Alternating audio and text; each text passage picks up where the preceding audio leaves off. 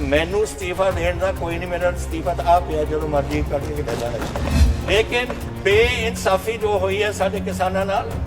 ਜਿਸ ਤਰੀਕੇ ਨਾਲ ਵਿਤਕਰੇ ਇਹਨਾਂ ਨੇ ਕੀਤੇ ਨੇ, ਜਿਸ ਤਰੀਕੇ ਨਾਲ ਗਰੀਬਾਂ ਦਾ ਪੇਟ ਤੇ ਤੁਸੀਂ ਲੱਤ ਮਾਰਿਓ, ਅਮਰਿੰਦਰ ਸਿੰਘ ਉਹਦੇ ਸਾਹਮਣੇ ਸਿਰ ਨਹੀਂ ਝੁਕਾਊਗਾ।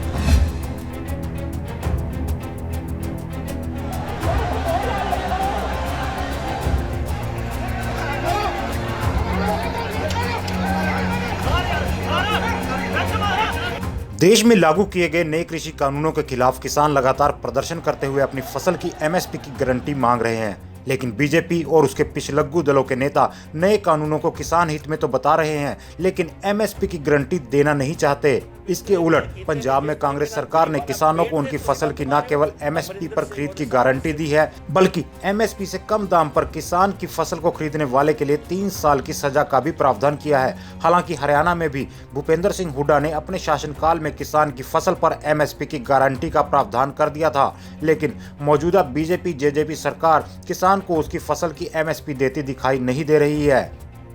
बीजेपी के तमाम बड़े नेता यहां तक कि खुद मुख्यमंत्री मनोहर लाल नए कृषि कानूनों को किसान के हित में बताते हैं, लेकिन जब किसान को फसल की एमएसपी देने की गारंटी मांगी जाती है तो वे उसे लिखित में नहीं देना चाहते। ऐसे में उनका मकसद साफ हो जाता है। किसान विरोधी सरकार का चेहरा उस समय भी बेनकाब हुआ था जब पीपली और सिरसा में एमएसपी की गारंटी के लिए इकट्ठा हुए किसानों पर लाठीचार्ज करवाया गया। सवाल ये उठता है कि जब पंजाब नए कृषि कानूनों को लागू न करके किसानों के हित में खुद का विधेयक ला सकता है, तो फिर हरियाणा की बीजेपी जेजेपी सरकार क्यों नहीं किसानों को उनकी फसल के एमएसपी की गारंटी देती। कारण साफ है कि बीजेपी के नेता किसानों को गुमराह कर केवल उनकी वोट लेने से ज्यादा उनके लिए कुछ नहीं करना चाहते। यही कारण है कि बड़ौदा में हो रहे उपचुनाव में भी बीजेपी ने योगेश्वर दत्त के रूप में एक ऐसे इंसान को टिकट देकर चुनावी मैदान में उतारा है जिसकी किसान विरोधी मानसिकता पहले से ही साबित हो चुकी है।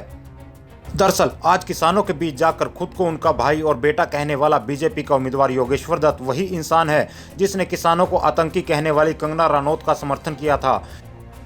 इसके उलट पूर्व मुख्यमंत्री और नेता प्रतिपक्ष भूपेंद्र सिंह हुड्डा भी हरियाणा के मुख्यमंत्री मनोहर लाल और उनकी सरकार से कई बार ये सवाल पूछ चुके हैं कि क्या उनकी ओर से लागू किया गया कृषि अध्यादेश अभी भी हरियाणा में है या फिर इस किसान विरोधी सरकार ने उसे भी रद्द कर दिया है। लेकिन भूपेंद्र हुड्डा की ओर से बार बार पूछे गए इस सवाल पर हरियाणा की किसान विरोधी बीजेपी जेजेपी सरकार ने आज तक कोई जवाब नहीं दिया है। ऐसे में साफ है कि हरियाणा की मौजूदा सरकार की किसानों को लेकर क्या मंशा है। अब ऐसे में सबकी नजरें बड़ौदा के उपचुनाव पर लगी हैं, जहां एक और बीजेपी ने किसान विरोधी व्यक्ति को मैदान में उतारा है और उसके उलट भूपेंद्र सिंह हुड्डा ने कांग्रेस उम्मीदवार के रूप में एक गरीब किसान के बेटे को टिकट दिलाने का काम किया है। ऐसे में यह तय है कि बड़ौदा की जनता अपने भाई और बेटे के रूप में एक गरीब को विधानसभा भेजने का काम करेगी, जो वहां उनकी आवाज को बुलंदी के साथ उठा सके, ना कि किसी किसान विरोधी व्यक्ति को।